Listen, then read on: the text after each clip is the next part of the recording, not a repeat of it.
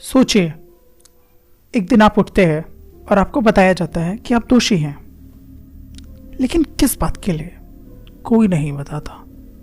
आप सवाल पूछते हैं, लेकिन जवाब सिर्फ और सवाल बन जाते हैं। अगर यह कहानी आपको अजीब नहीं लगती तो शायद आप पहले से ही उस दुनिया में जी रहे हैं जिसे फ्रांज काफ्का ने 100 साल पहले लिख दिया था। फ्रांज काफ्का का जन्म 1883 में प्राग में हुआ था।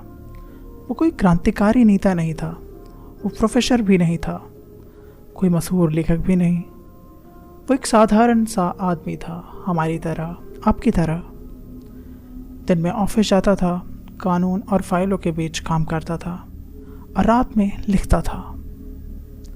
वो अक्सर बीमार रहता था, अकेला महसूस करता था, खुद पर भरोसा नहीं करता, और सबसे अजीब बात, उसे खुद की लिखी चीजें भी पसंद नहीं थी। काफ्का की कहानियों में हीरो मजबूत नहीं होते, वे जीतते नहीं हैं, वे फंस जाते हैं। उसकी सबसे मशहूर कहानी द ट्रायल में एक आदमी को गिरफ्तार किया जाता है बिना ये बताए कि उसका अपराध क्या है। द मेटामॉर्फोसिस में एक आदमी एक दिन कीड़े में बदल जाता है और उसका परिवार उसे बोझ समझने लगता है। द कैसल में एक आदमी एक अथॉरिटी तक पहुंचने की कोशिश करता है जो कभी पूरी तरह सामने ही नहीं आती। इन कहानियों में कोई क्लियर मैसेज नहीं होता, कोई सीख नहीं होती, बस एक एहसास होता है, एक एहसास। काफ्का असल में डर के बारे में नहीं लिखता था, वो लिखता था बेबस होने के बारे में। ऐसा महसूस होना कि आप किसी सिस्टम के अंदर हैं जो आपसे बहुत बड़ा है, ठंडा है और आपकी परवाह भी नहीं करता। जहाँ नियम हैं लेकिन समझ नहीं है, जहाँ जवाब चाहिए लेकिन सिर्फ चुप्पी मिलती है। काफ्का ने उस डर को लिखा जिसे हम आज ऑफिस, सरकार, समाज और यहाँ तक कि जिंदगी में महसूस करते हैं।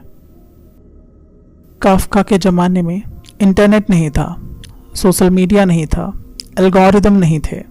फिर भी आज की दुनिया काफ्का जैसी क्यों लगती है? क्योंकि अब भी हम फॉर्म भरते हैं, नियम मानते हैं, लेकिन कभी नहीं जानते कि ये सब क्यों। आज भी हम काम करते हैं, भागते हैं, थक जाते हैं और पूछते हैं इसका मतलब क्या है। काफ्का ने भविष्य की भविष्यवाणी नहीं की, उसने बस ध्यान से देखा।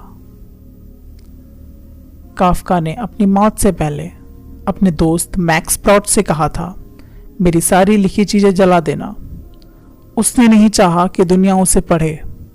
मैक्स प्रॉट ने उसकी बात नहीं मानी और वही धोखा काफ्का को अमर बना गया। यह खुद काफ्का की कहानी जैसी है, एक आदमी जो नहीं चाहता था कि उसे सुना जाए, आज सबसे ज्यादा समझा जाता है। आज एक शब्द है काफ्कास्क।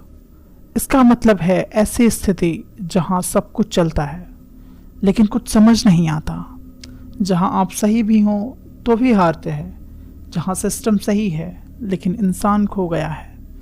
अगर आपको कभी लगा है कि जिंदगी बिना निर्देशों की चल रही है तो आप काफ्का को समझ चुके हैं।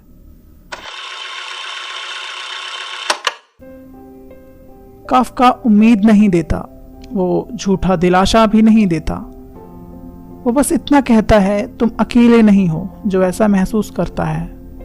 और कभी कभी इतना काफ़ी होता है, समझाया जाना नहीं, बस पहचाना जाना। काफ्का ने हमें जवाब नहीं दिए, उसने हमें एक आईना दिया।